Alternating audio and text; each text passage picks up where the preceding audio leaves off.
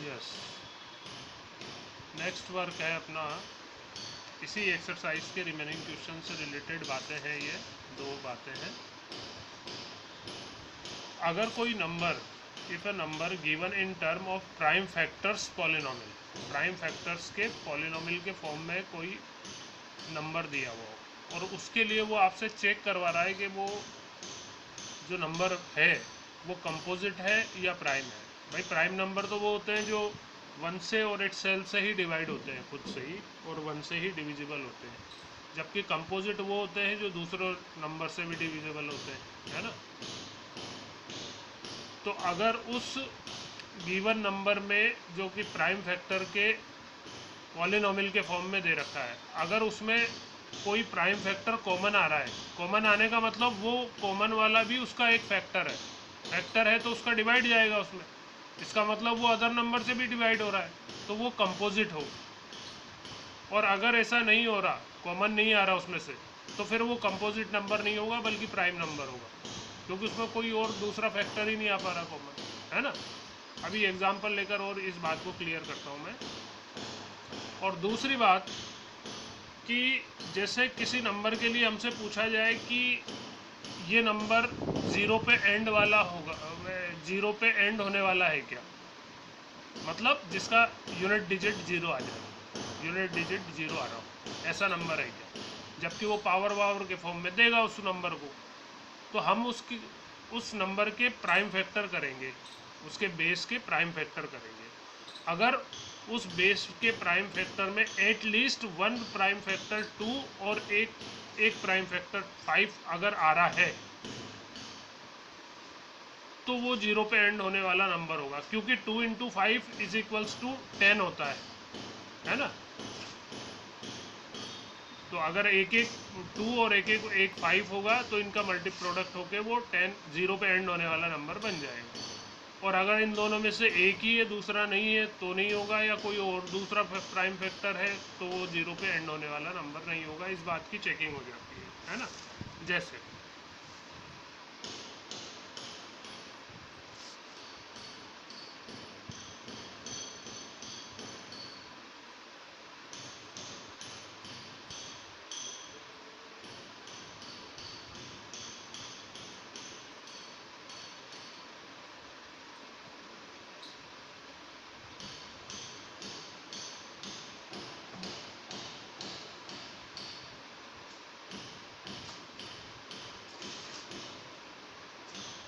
Is 7 into 5 into 3 plus 5, ये जो number है पूरा एक नंबर है, ये कंपोजिट नंबर है या नहीं है, ये क्वेश्चन पूछ रहा है ना।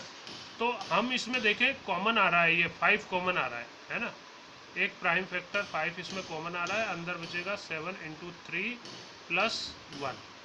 अब क्योंकि 5 कॉमन आ रहा है, इसका मतलब 5 भी इस मेन पूरे नंबर का एक फैक्टर 5 भी है, तो 5 से भी डिविजिबल है ना।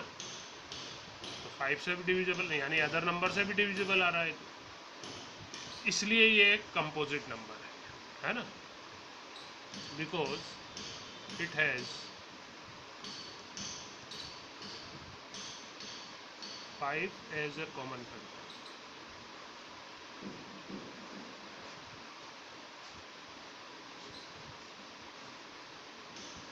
So this number is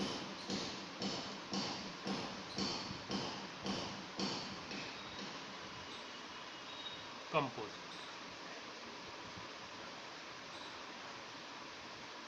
ठीक है ना। और एक एग्जाम्पल,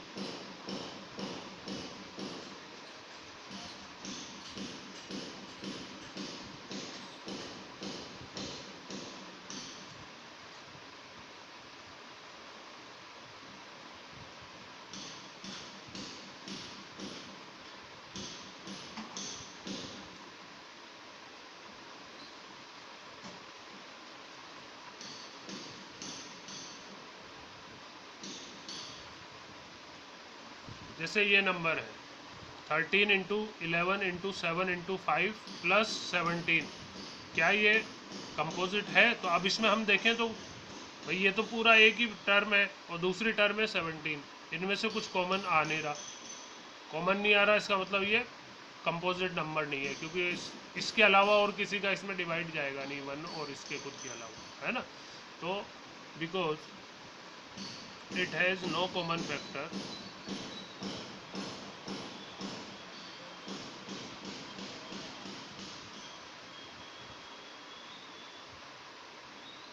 so this number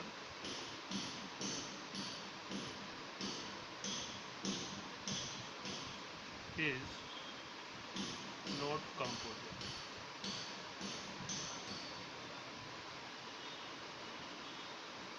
तो ये है प्राइम नंबर, है ना।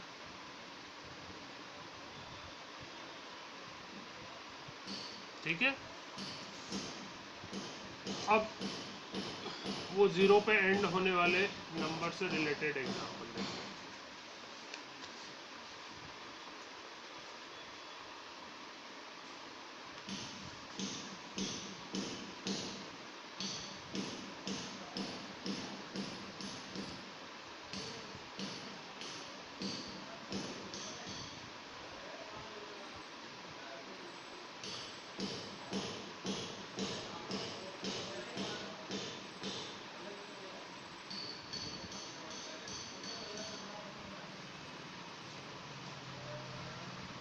Check whether there is any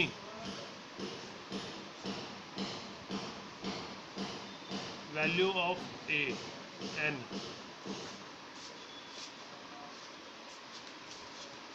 for which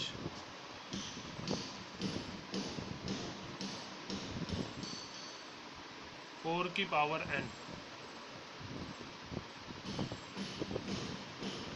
ends with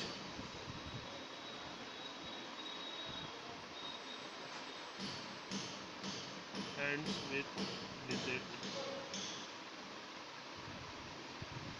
0।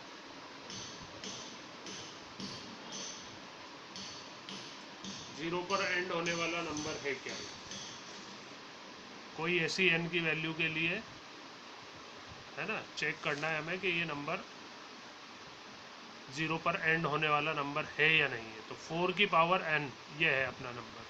तो 4 बेस है इसका, 4 के प्राइम फैक्टर 2 इंटू 2 की पावर 2, और उसकी होल पावर n चल रही है। होल पावर पावर से मल्टीप्लाई होती है, तो 2 की पावर 2n। तो ये तो सारे बेस तो सारे 2 ही आ रहे हैं, यानी 2 इंटू 2 यही है 2n टाइम्स, है ना। तो इसमें तो एक भी 5 तो प्राइम फैक्टर आ ही नहीं रहा एक, इसलिए ये 0 पर एंड होने वाला नंबर नहीं है ना। No value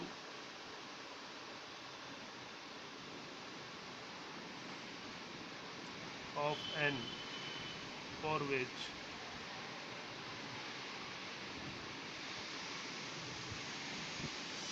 this number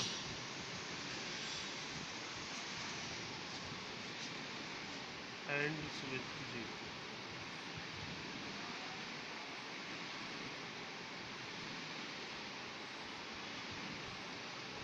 because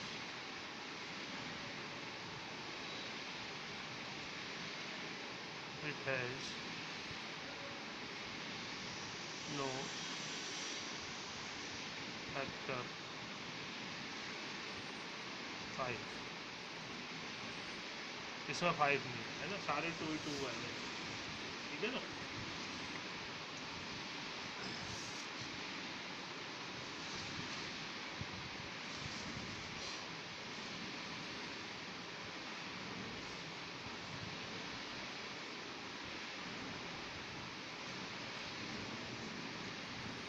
एक example,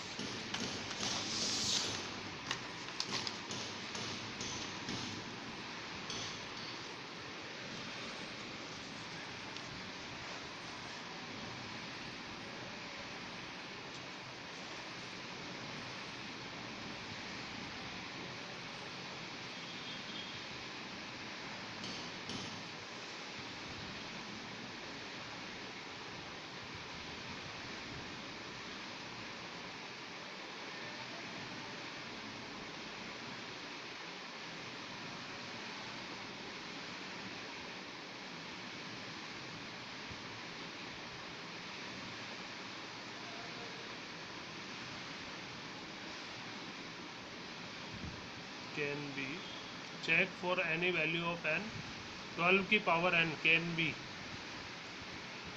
ends with 0।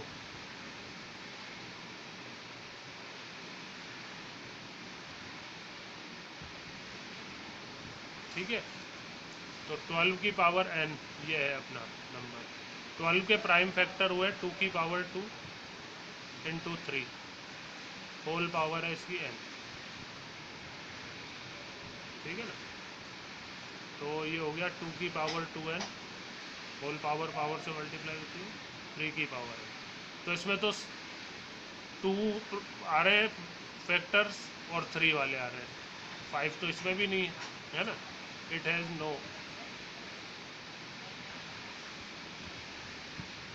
At least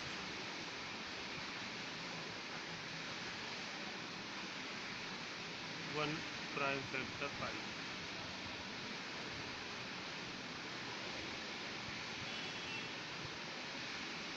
So this number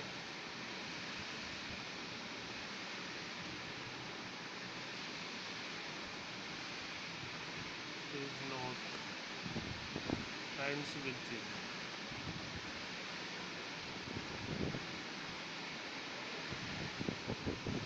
ठीक है ना,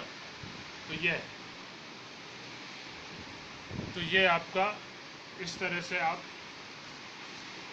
0 पर एंड होने वाले नंबर की चेकिंग कर सकते हैं। अब आपका होमवर्क है ये बाकी बचा हुआ, नया काम मंडे को स्टार्ट करूँगा।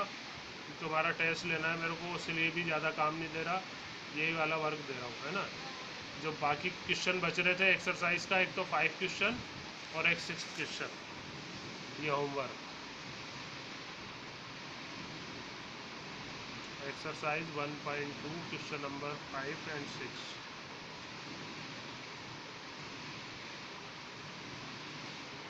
ठीक है, ये है वो क्वेश्चन, मैं पढ़ देता हूँ क्वेश्चन। 5th है चेक वेदर 6 की power n can and with digit 0 for any natural number n की किसी वैल्यू के लिए 6 की पावर n 0 पर एंड होने वाला नंबर बन सकता है क्या? नहीं होगा, क्योंकि 6 के प्राइम फैक्टर करोगे आप 2 इंटू 3 होल पावर n, तो 2 की पावर n 3 की पावर n, तो उसमें 2 तो आ रहे हैं बेस में, लेकिन 5 है ही नहीं है, इसलिए नहीं है। 6th क्वेश्चन है explain why this number and this number दो हैं आर कंपोजिट नंबर। तो देखो इसमें फर्स्ट वाले में क्या कॉमन आ रहा है, 13 कॉमन आ रहा है, 13 कॉमन आ रहा है तो 13 से भी डिविजिबल है, इसलिए कंपोजिट है। इस वाले में देखें, इसमें 5 कॉमन आ रहा है, 5 कॉमन आएगा तो 5 से डिविजिबल है, इसलिए कंपोजिट नंबर। ठीक है, और कल के टेस्ट की ढंग से तैयारी करना है ना।